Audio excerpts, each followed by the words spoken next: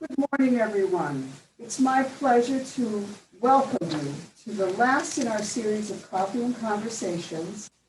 This has been a wonderful journey through COVID to provide these both virtually and for the first time in person. So we're here at the Alumni House celebrating Hannah Nesbitt, who is a class of 21 graduates. So she's a future alumni, almost there. And she has an incredible experience that she's going to share with you today. She's sharing her fashion thesis, Fierce Honey. But Hannah and I have had numerous discussions about some of the things she's going to show you today. She is a talented artist who works in several mediums. And the one thing that I will remember about Hannah, plus the other things that we'll discuss today, is that we had a conversation about her work with the G's Ben quilters last spring. What a provenance to be able to have touched those fabrics and worked with those women. So I'm going to turn it over to Hannah, and at the end we'll talk a little bit about more of the continuation of our coffee and conversation. Welcome, Hannah.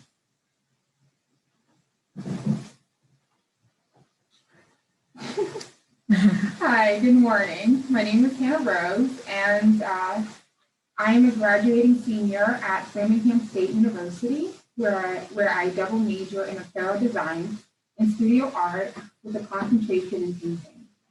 I thoroughly believe that all materials share the same calling for redemption. For me, this concept of redemption includes trash, cow dung, and even used underwear. With that said, I am a fiber artist and painter who loves to source materials from the unconventional pit of uncertainty located in Haiti.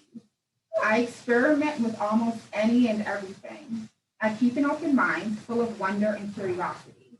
I take great pride in my design process. In my lifetime, I have been called many unpleasant words. So, in response, I purposefully titled this presentation, Call Me Beautiful, Call Me Fierce Honey.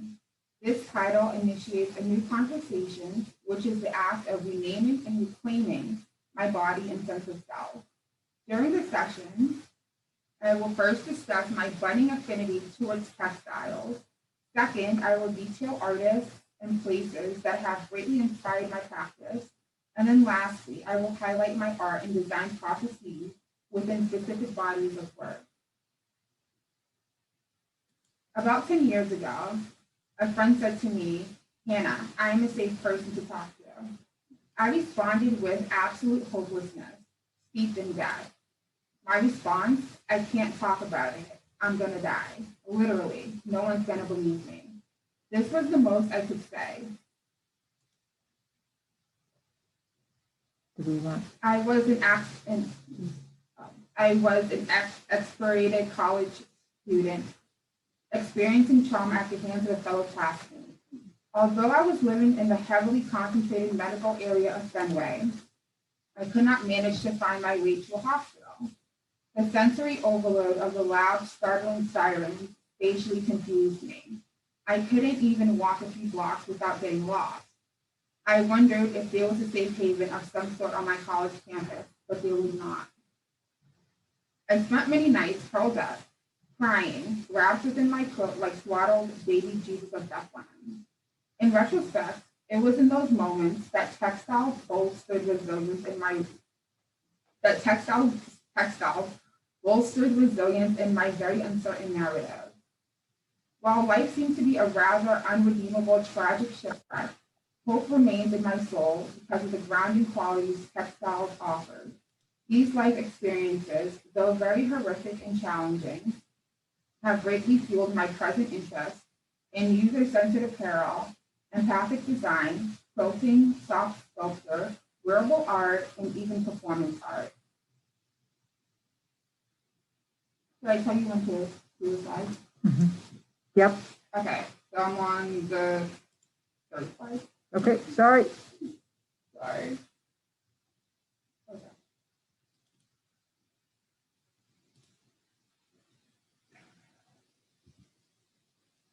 So the next one. Yeah. Thank you. Mm-hmm.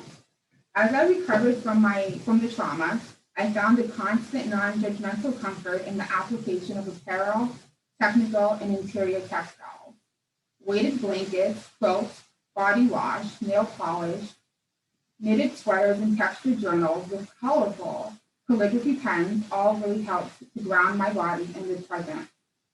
Often, I went on long excursions throughout Marshall's, TJ Maxx, and Macy's, purchasing Cynthia Rowley coverlets with my mom, Donna Karan sheet sets, and Isaac Mizrahi designer shenanigans. One could argue that I collected home and bedroom decor as I purchased a bed set almost every month. It was in that time period that I understood textiles to be equally aesthetically and functionally dependent of each other. As I traveled to other stores like Walmart, Building 19, and Target to compare prices, red count, and the quality of bedding, I encountered many items that were mass-produced and poorly sewn. I complained about the basting stitches, unraveling seams, and thread count.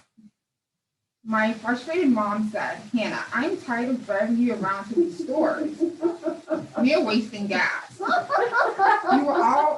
are always critiquing Target and their poor collaborations with designers. Why don't you learn to sew?" In that moment, I consciously decided to live in my wild truth. My motto was, if I can critique it, I can make it. And so I began to drive my mother on weekly couponing adventures to Windsor Buttons and Join Fabrics to purchase buttons, thread, scissors, and art books. I told myself over and over again, if I can critique it, then surely I can make it. Next slide. As I resumed my college education elsewhere, I steeped myself deep in research, studying various artists and their approach to materials. Needless to say, I draw direct inspiration from Jagoda Buick, a Croatian fiber artist, producing large-scale visceral tapestries that embody fluid movement. Next slide. Secondly, I am inspired by Hannah Rose, who is a British designer. He is a formally trained screen printer who produces wearable art. First, Rose paints on the fabric and then drapes it over a mannequin, allowing the freshly painted print to determine the silhouette of the garment. I work similarly to Rose. I tend to paint the textile, allowing the print to confirm the shape that is the most fitting and complementary. Next slide. Okay, I'm so also inspired by the G-Spin coaches of Alabama. So in 2019, I traveled to the deep, dirty South to meet with Miss Mary Ann Petway and Miss China Petway of the G-Spin Coaching Collective. Miss China Petway taught me to hand piece 4 blocks. I plan to make myself a quilted kimono from the pieces I made with her. Miss China cuts up her fabric and sews the pieces together. Then she cuts the block again and manipulates the pieces. While in Mississippi, she taught me many hand-piecing tricks like the triangle. Because of Miss China and Miss Mary Ann, I sew much faster by hand than ever before. I really do. They double their thread for everything, and it works wonders. They both taught me to use black and white to complement and offset various aspects of a quilt. Both ladies threw me many lifelines full of humor and wisdom. They even called me Sugar Mama because I put so much sugar in my tea, like a true South African. I told Miss China that I would take her to China upon my graduation. She said, "Oh, honey, what are we going to eat? You know I need my barbecue."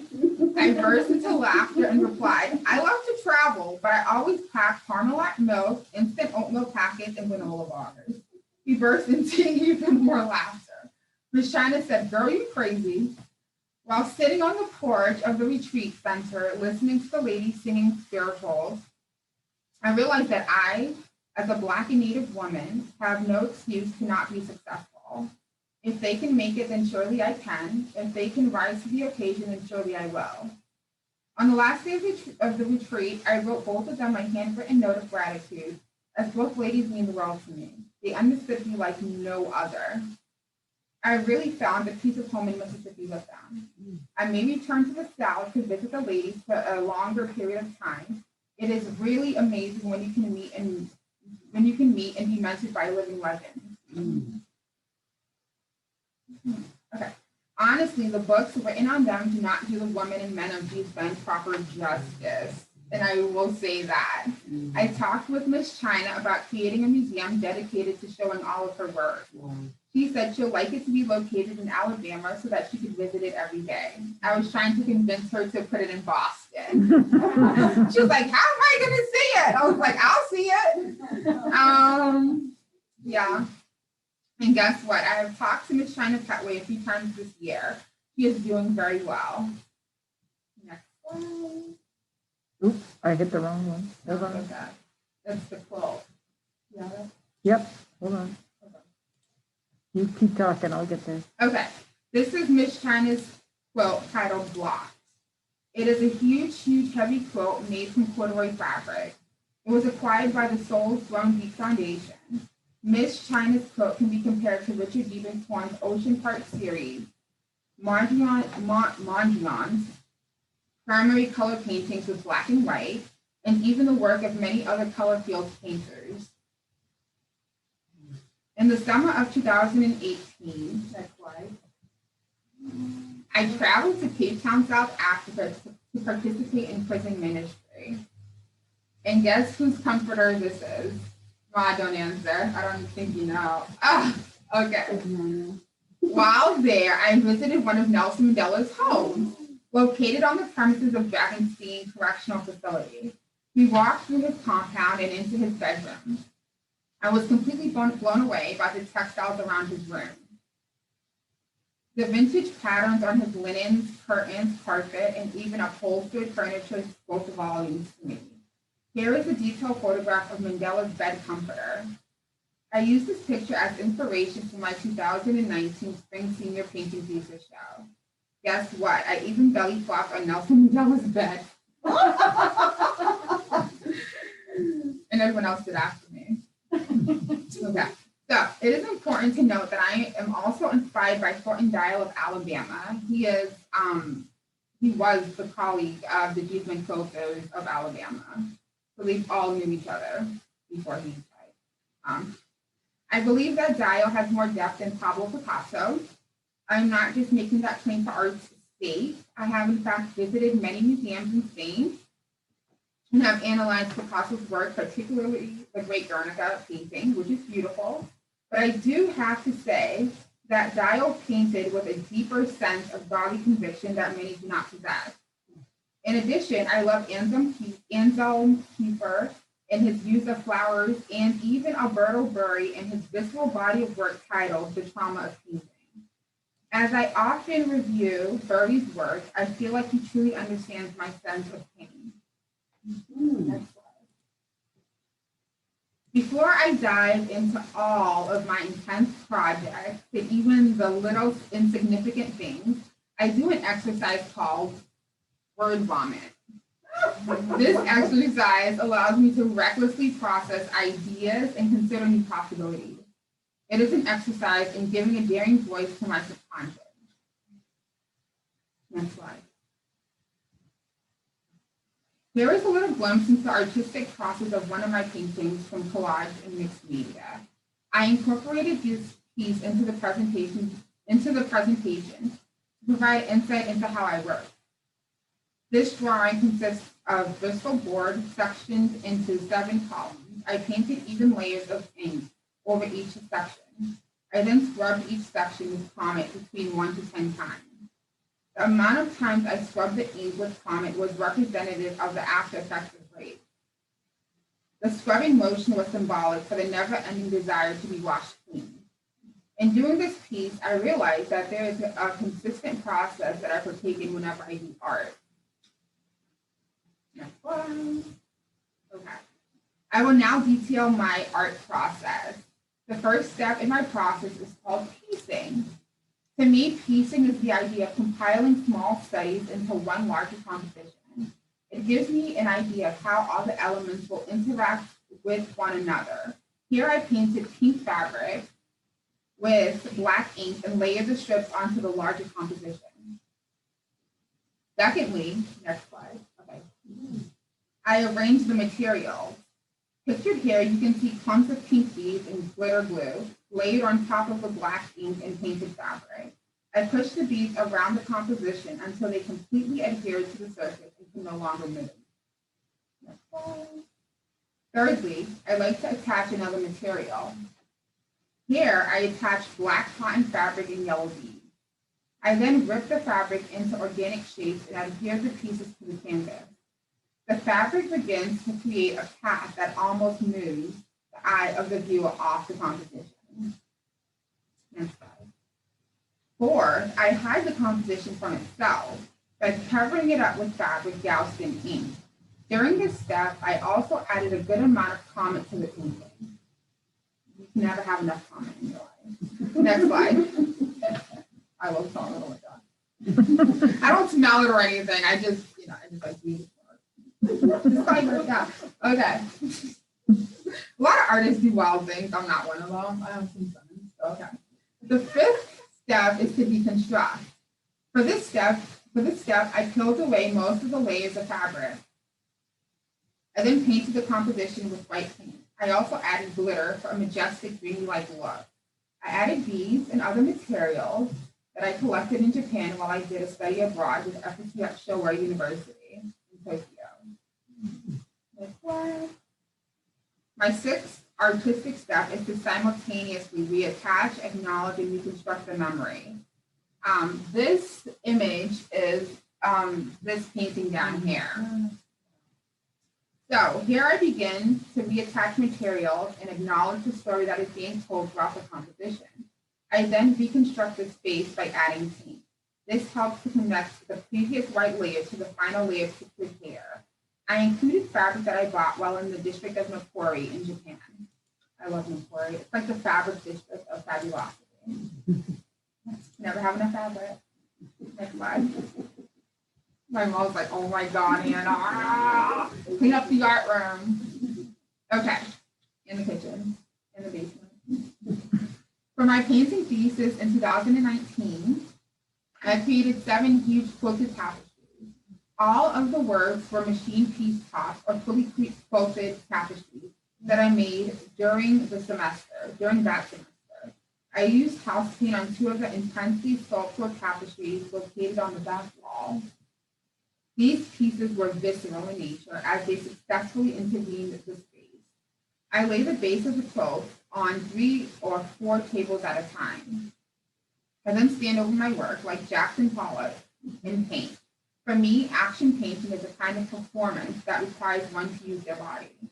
Each one of these works were assigned a writing that detailed aspects of my trauma. Next slide. The writing assigned to this piece reads, sometimes I feel like a checkered tablecloth. A woman spreads me on a kitchen table with only decorative intentions. Men come and sit around me, eating mussily, spilling their juices and crumbs all over me. They do not clean up after themselves. The men take advantage of my floundering quietness, timid existence, immobility, and lack of confidence in self and society. The pathway of naming, claiming, and honoring my losses is a ceremony, one that is intrinsic to my process. These personal experiences that embody this notion of victimization have really fueled the focus of my artistic practice. Fused with unconventional materials, I address the notions of victimization by participating in the destruction of the once was pretty. I intentionally invite upholstery, house paint, wallpaper, printed fabrics, beads, and original quotes to be destroyed by ink, comment, soap, and bleach. Needless to say, the compositions often deteriorate before me. Using these unconventional materials and cleaning agents, I reconstruct the framework of the memories while preserving the raw narrative of my crew. Here is a fun story. My nephew saw this hand-painting textile, and he laid and rolled around on it, catching flakes of dried paint in his hair. I was so touched by his natural response to my work. In that moment, I knew that I had done something right in regards to the formality and composition of this piece. Sorry. It's okay. I always want to make work that others have the permission to touch. I do not see the point in creating work that is inanimate in nature and off limits. I want the warp and weft of my textiles to interact with the hands of others. Next slide. I'll catch up. Okay. This semester, I went on to complete my fashion thesis portfolio class. I have to credit the East Bay Coasters of Alabama for propelling me to create this mini collection of great unapologetic work titled Fierce Cunning. The cover of my portfolio features my grandmother Rose wearing Queen Nefertiti's crown backwards and Michelle Obama's turquoise brooch on her shoulder. The center photo is of a girl named Kaylin that I met while in South Africa. She really moved me, and I love her to pieces. And I was talking to her the other night over Instagram. So I love that girl. Next slide. Okay. Here are my first 3 illustrations rendered in Adobe Illustrator. And I had so much fun drawing these. Just so much fun. It was a lot of work, but it was good work. Next slide. Here are the second set. Here's the second set. These women are dressed to the nines. I intentionally limited my palette to black and white in this collection. This decision was in reference to a conversation that I had with Miss China Petway regarding the power and strength of black and white to provide a quilt with a stunning, well-supported composition. These are the last 3 illustrations. I decided to make the dresses located on the far left and in the center of our court. So this one and so this one's over there, and the one in the middle is right behind me. Next slide. My process is detailed as such. First, I sketch in watercolor small studies. Second, I render my drawings in Adobe Illustrator. Lastly, I pattern draft and sew the garment. Next slide. Here is my model, Carolyn, using the beaded fringe as a prop.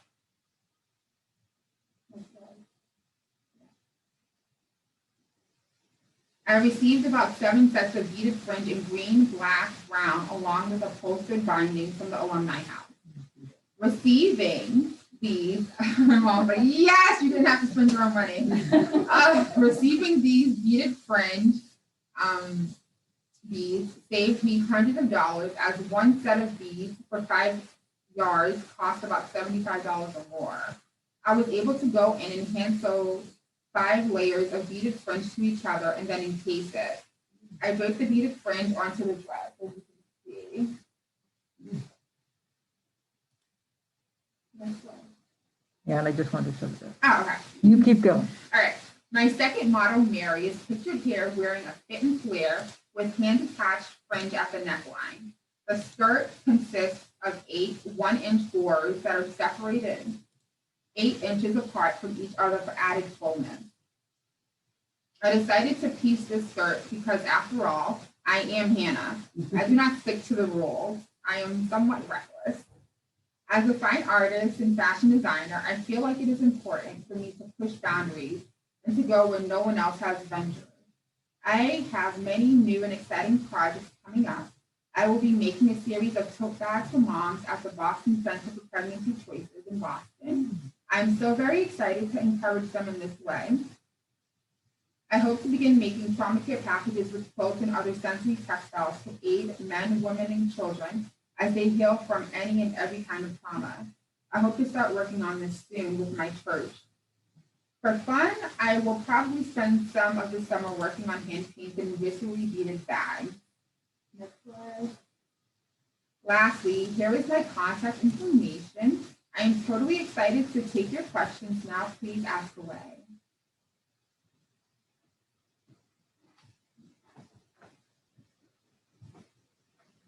So thank you, Hannah, for your perspective on how art has influenced your personal life. And you know that you invite the textiles and then you make them come alive. So thank you. What I was hoping you could do is to show us each of these things you have here, even some of the bags you have over there. Yeah. And if there are any questions from the people who are there online, please let us know.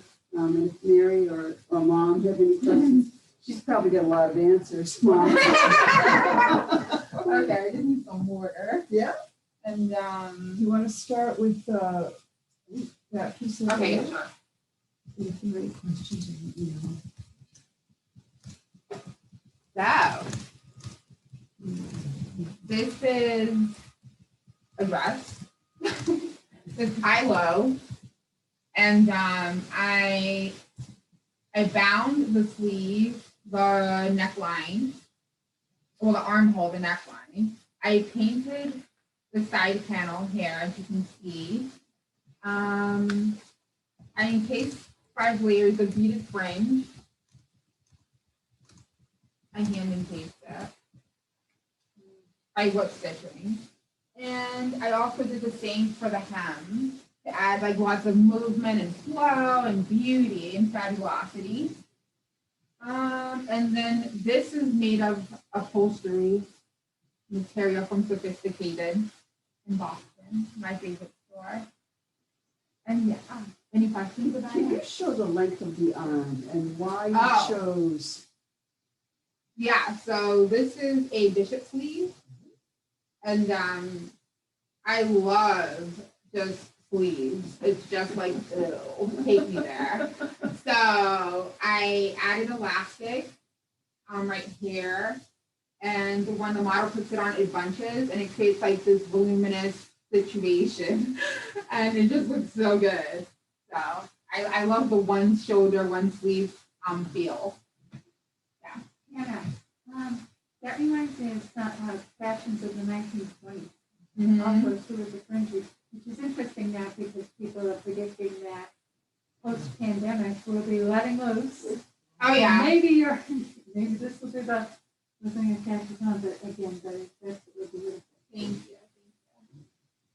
And then On to the dress here. Mhm. Okay. Okay. So I omitted some facts about my life. Let's just say that this is my second time taking my portfolio class. So this was from the first portfolio class. Oh, sorry. This was from the first portfolio class. And right around the time COVID just happened. And so this is chevron, and it's piece literally shreds. I will never do this again in my life. And so it was hard and I worked like all hell on it. And it was fun. I mean, it was really like quilting. Yeah. And then these pattern pieces are very functional and they can fit a size 0 all the way up to like a 5X. Yeah, they're like very huge. They can fit me, they can fit, I mean, people Amazing. 2 to 3 sizes bigger than me. So basically, all the designer has to do is true the bodice into the waist. That's all. You do not have to change the skirt panels at all because they'll fit almost anyone. So what did you use here? I attached boning. And these first 2 pairs I hand attached, so I had to hand sew them on because my machine died on me. Oh, And so then I went in with the last 2 pairs with the machine, and I finished it up. I was like a day late, so I got a few points taken off, which killed me, but my dress was just amazing. So I was like, I can cope, I can deal with it. And then you have, It's on the side. get out of your way. oh, okay. There we go. Thank you. Is it okay if Hannah stands there? Yeah, we're good. Okay. We turned the projector off, Hannah, so you can, You can go anywhere back is to fine. where you were. Oh, okay. There you go. So this is the second dress from the May collection this year. And I really like it. It fit my model perfectly. It's a size 6 on the top and a size 8 on the bottom. I basically quilted it. Yeah. Well, pieced it essentially. I whip stitched fringe onto a neckline. And I had like so much fun with it. My mom was like, "Oh my God, Hannah, just sew the skirt." And I'm like, "No, it needs more. It needs more. It needs more." So I'm going to go in when I get some free time and hand bead aspects of this, and then I'm also going to hand bead the hem. I think it'll add more fabulosity. And then this black and white dress, for fun, I'm going to take out the lining, and I am going to put a different lining in it, and then I'm going to hand bead the intervals where you can see like the chevron patterning. I think that would make it a lot more than what it is right now. And so that's what I'm going to do. This blue on this dress, Upholstery. it's all upholstered down. Yeah, upholstery. I love upholstery. It speaks to the human experience. Yeah, and it's all in strut, like brick layer strut. You can see yeah, look at that. Unbelievable. Yeah. The detail. Yeah. Where are your bags? Ow.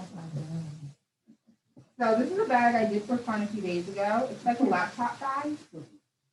And yeah. It's a laptop bag. Sorry, my mom's like, yeah, hurry up. Okay, so oh, not hurry up, but like talk about it. Okay, so this is I just hand painted this material here, and this is the natural material. This is white, pristine white, which is also upholstery, and I just used light blue fabric paint, and then I layered like a dark ultramarine over it, like a watercolor effect, and I let it sit and dry, and then I set it with the iron so that it won't like, so the dye won't like drip. Did you have like a stencil for that or something? No, so this is literally this. Yeah. So I basically painted the negative space. Yeah. And then some of the ink went into the white. Then I went over the white with white paint to kind of create some distance and to keep it dense also. And then I did like some embroidery stitches for fun. So it's like, I call it my alpha bag. It's like frozen. Let it go. Yeah.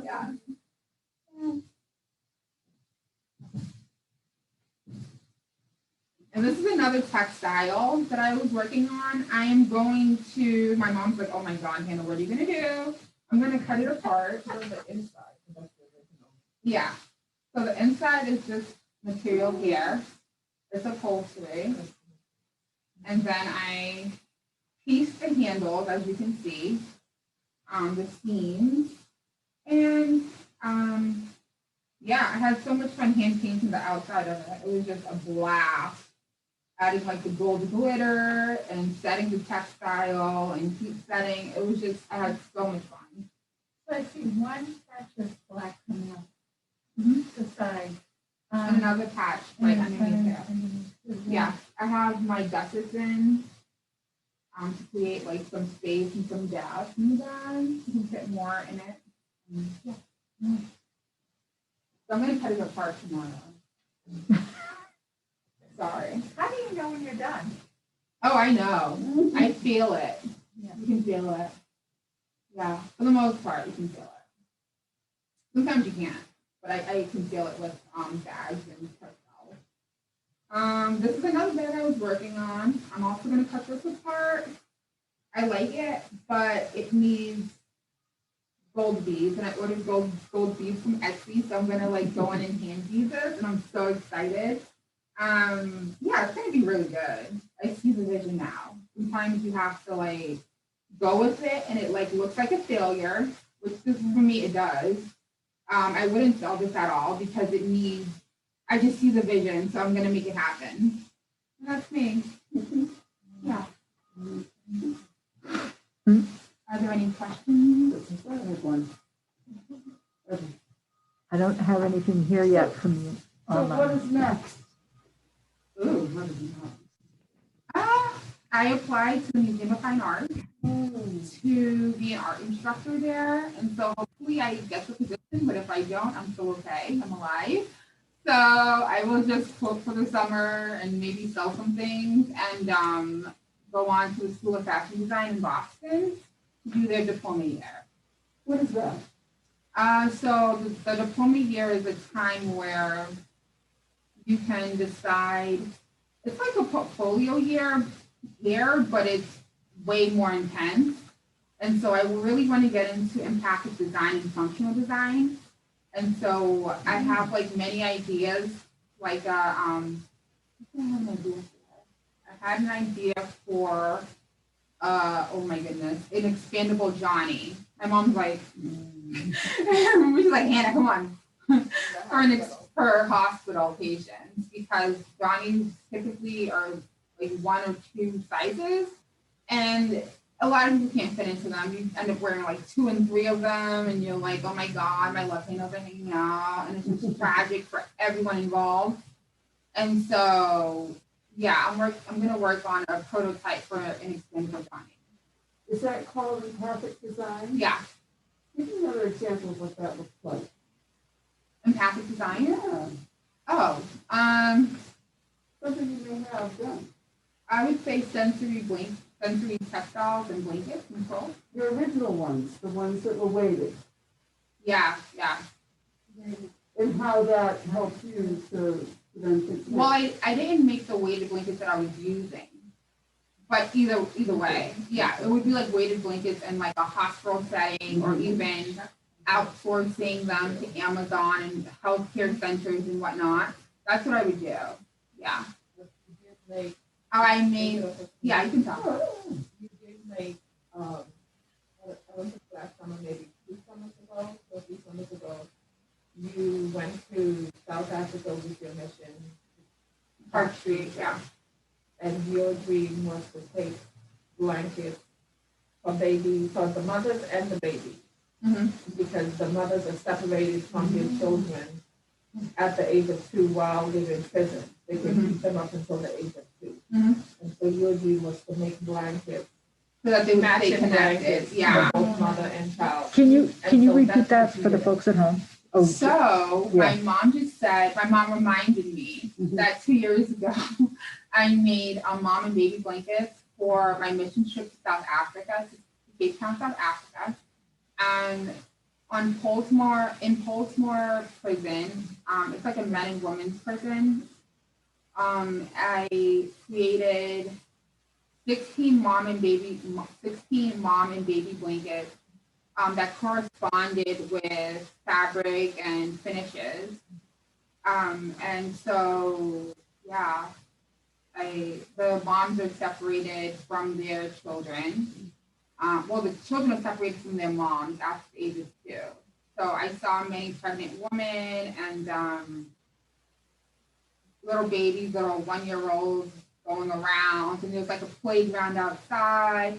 And it was very touching and moving. And yeah, I just broke down crying. So it was a great experience, but it was tough to be in a women's facility. Like being in a men's prison, you would think it's really hard, but it's really not. It's like, oh, okay, you're a murderer, all right. I hate to say it, but it's like, oh, okay. But women's facility, to see where I came from, I could see myself in those women, and that I was literally one step away myself from either being locked up, like being a murderer for killing my rapist, or it was literally that close to that. So one lady was having like a mental health episode, and I was just like, ugh, this is me in a psych ward all over again. To see that, it's like it really hits you hard. Yeah. Can you tell us your journey, how you found Framingham State to accomplish all these wonderful things? How did I find Framingham State to accomplish all these wonderful things? So Framingham State is my 5th university. I know I have commitment issues, not just with men, but with schools. I've never been in a relationship like that. Not anymore. Not you today. I need another man. I did. Yeah, so I found Framingham State after Bunker Hill Community College, and I felt like, okay, I really want to do fashion and painting. And fashion, because I felt like there was something more. I need a mode, I need an application, not just like an inanimate object hanging on a psych wall, of a hospital. I need a place, I need someone to be able to put something on and to feel what I felt underneath that weighted blanket. And so I felt like, okay, two people here were on Project Runway, Cornelius and J Mag. And so I was like, okay, this is a great school. I think I can do it. I know I can do it, and I'm going to do it. You know, if I can critique it, I can make it. And I can critique like hell. So I have a lot of things I need to make. So yeah, that was how I found it. And it's been a good journey. Yeah, I can't complain. Can't complain at all. Yeah. Hannah? Oh, someone from home. Yeah. Hi, Hannah. Hi. Hi, this The is speaker. Judy. Hi, Judy. Hi. I can see that you are truly an artist. Thank You you. want to put it back on? And I want to put a plug in for the Fashion and Art Supply Center upstairs. Mm-hmm. I'm one of the people responsible for loading up that supply center. Bless your heart. Oh my goodness. You get a class and a half. I'm Thank you so much. Thank you so much for helping a lot of students. I'm a member of the Boston chapter of the American Sewing Guild, Wow. and I collect Did you get it? whatever our members have that they are willing to part with. Wow. And I will have you know that that fringe that you used in one of your designs Mm-hmm. came from that supply center. Oh my And goodness. Thank you. It was mighty heavy bringing it in. Oh yes. Oh yes. Boxes of it. Yeah. I especially like the fact that you're using upholstery fabric. This gives me an idea of what we should be collecting, because our members are always asking, well, what are they looking for? And each semester it changes. Obviously, Literally. you were in the fringe and the upholstery fabric, whereas maybe next semester it'll be something entirely different. Who knows? Yeah. So it's always helpful when you leave to write down what you are looking for. Mhm. And then Francesca usually tells us, we're looking for interfacing now, we're looking for buttons, we're looking for zip, we're looking for whatever. Yeah. So then I call out to our members and say, this is what we need. Anybody have this? Thank you so much. Thank you so You're much. welcome. It's our pleasure to help out any students having to do with fashion design. And it's been a pleasure meeting you, even though it's on Zoom. Same here. Thank you so much. You're welcome. Any other questions? So what fabric do you think you would look for next? What fabric do I think I would look for next? That's a very interesting question. I'm not tired of upholstery quite yet. I think my sewing machine is. An industrial right now. So I think Why don't you put it out there that you need an industrial machine? Because I need an industrial machine and a serger. And some dress forms. But I think I would look for sequin fabric. Yeah, that's where I'm at right now. Sequin. Yeah. Yeah.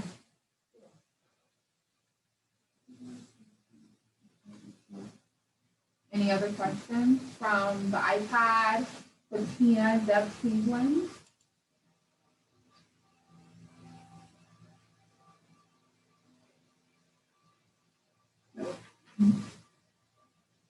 Thank you. So thank you very much, Hannah. More than I've gotten welcome. to know you so well, even more so through your work. So I very much appreciate that you're here and that you're a future alumni. And I hope you maintain your relationship with Definitely. Definitely. It's something that we would like to. Mm-hmm. Definitely. So thank you to all of you who are on Zoom with us today. We're going to continue the coffee and conversations next year. We're forming a committee for people to assist us with that. So certainly if you're interested, don't hesitate to reach out to Francesca and look for more to come. So thank you very much, and we look forward to next year. Thank you. Thank you. Thank you.